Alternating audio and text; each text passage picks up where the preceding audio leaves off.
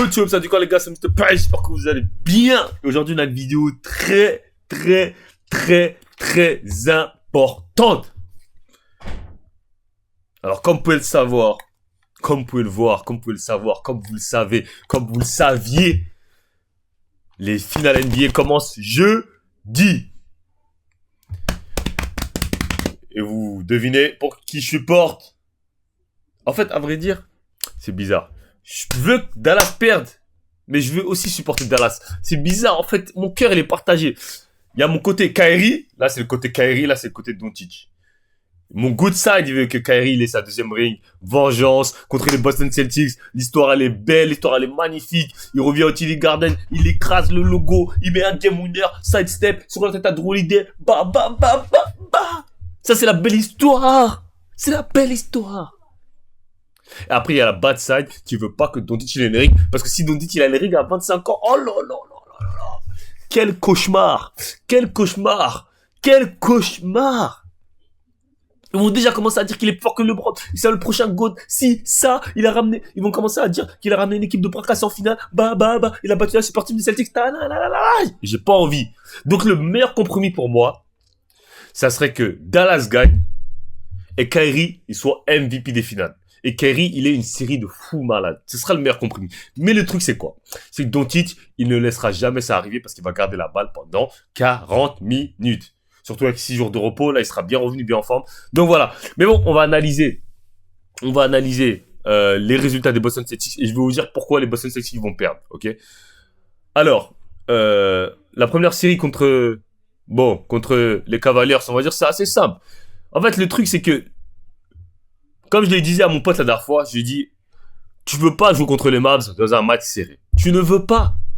Que ce soit à l'extérieur, à domicile, quand il reste plus de 5 minutes et que le match il est serré, tu ne veux pas jouer contre Dallas Mavericks. Tu peux pas aller contre Irving et Doncic et dire, vas-y, match serré, money time, on va gagner. C'est mort. Surtout quand t'as Jason Tatum en go-to-guy, c'est mort. Tu ne peux pas.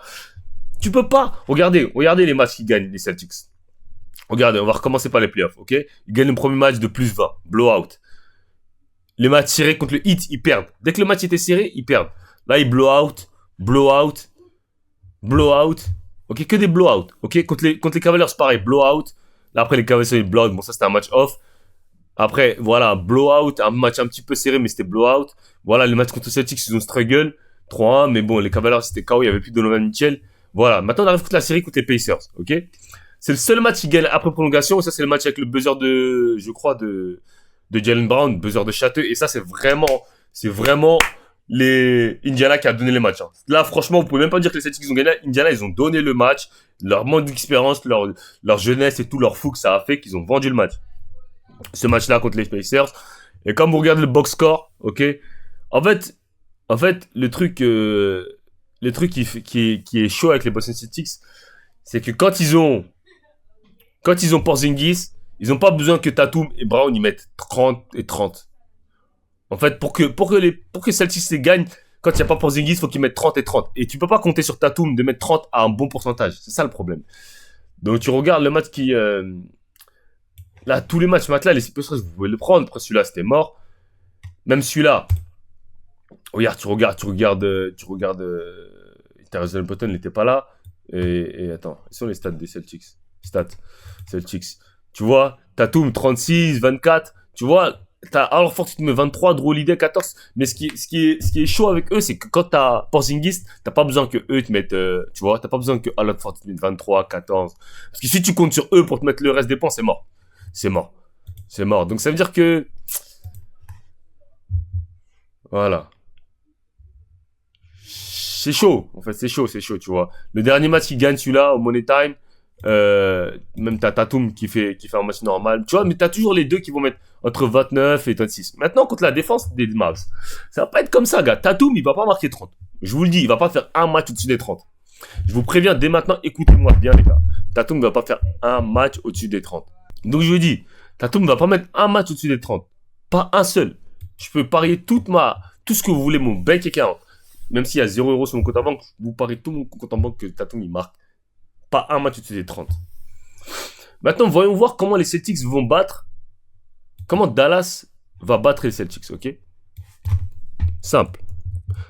Pour moi, comme j'ai dit, la la clé, donc la clé pour moi, pour que les Celtics ils réussissent à battre les Mavericks, ce sera de limiter les role-players, donc Derrick Jones, PJ Washington et Derek Lively et Gatford. Ces mecs-là, faut pas qu'ils scorent. Laisse Irving et Doncic scorer, tu pourras pas les stopper quoi qu'il arrive. C'est mort. Et c'est de blowout. Ils pourront pas gagner des close games. Blowout. Faut que vous blowout. Faut que vous, premier carton, deuxième carton, troisième carton, c'est plié. Il y a pas de, si vous arrivez au quatrième carton match série, vous allez perdre à chaque fois, à chaque coup, à chaque game, à chaque fois. Écoutez-moi, les gars, l'expert que je suis, n'allez pas au Money Time avec les Dallas Mavericks. C'est mort. Minnesota a juste fait la preuve. C'est mort. Ils ont juste un match où ils ont de la chatte, où Karl Anthony Towns, il s'est transformé en Kobe. Et ils ont gagné. Et ils ont un carré dégueulasse. Mais sinon, c'est mort, les gars. Et tout le temps, les gens vont me dire, ouais, Kyrie, il fait pas une série de ouf, regardez ses stats. Ah, c'est juste parce que les Mavs, le Thunder, ils ont décidé de faire prise à 3 et blitz. Le blitz à la mort, gars. Et vous avez pas vu les Mavericks. On va montrer contre les Thunder. Parce que les gens, en fait, les gens, ils me font rire. Ils disent, ouais, regardez, Irving, il a mis que des 22 points et tout. Mais regarde les autres, ils marquent. Derrick Jones. En fait, tu peux pas, bien évidemment, si tu dis, vas-y, on va fermer Kyrie au max et qu'on va laisser les autres shine, ben, bien sûr, ils vont quand même gagner, les Mavericks.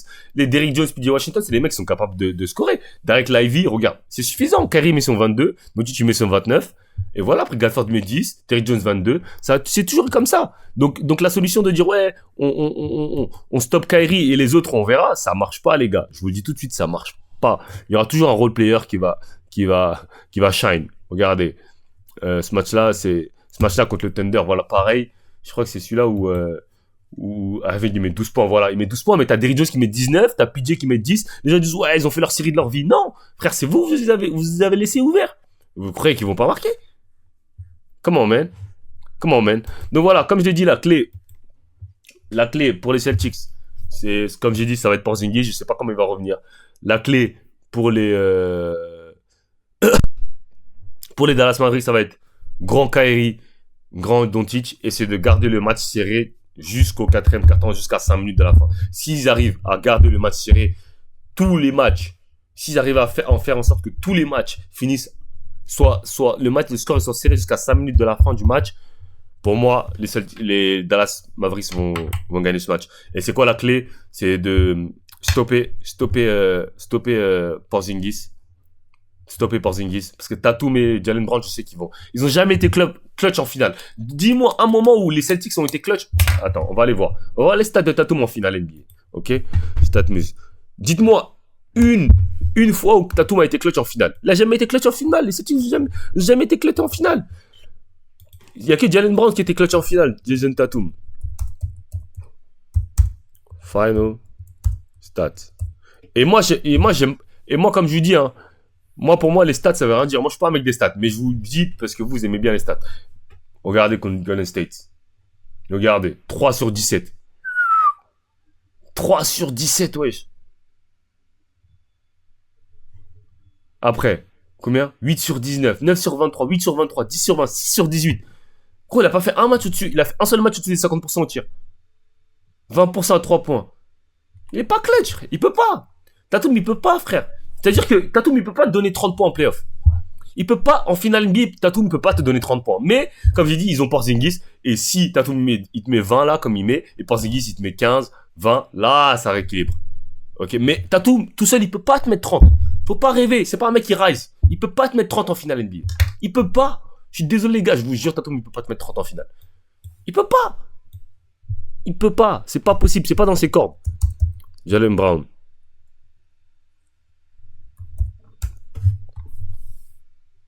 Voilà. Même Jalen Brown. Voilà. 23 points. Regardez. Même lui, 5 sur 17, 9 sur... Ça va, 9 sur 16, 9 sur 19, 5 sur 18. Tu vois, ces mecs-là sont pas clutch, frère. C'est pas des clutch players. Alors, on va même pas parler de Drew Holiday, hein, parce que vous me parlez de Drew Holiday. Allez, Drew Holiday.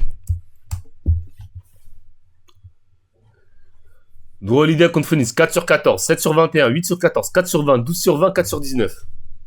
Donc vous me pensez que ces mecs-là, ils vont aller contre Doncic et Luka et ils vont performer, ces mecs-là. Stop it, man. Stop it. Kyrie Irving, il est déjà été en finale, il sait comment ça se passe, il sait comment ça va être. Il connaît les finales NBA. On va mettre Kyrie Final Stats. Kyrie, c'est un mec clutch, mon gars. Il a connu beaucoup plus de finales que eux.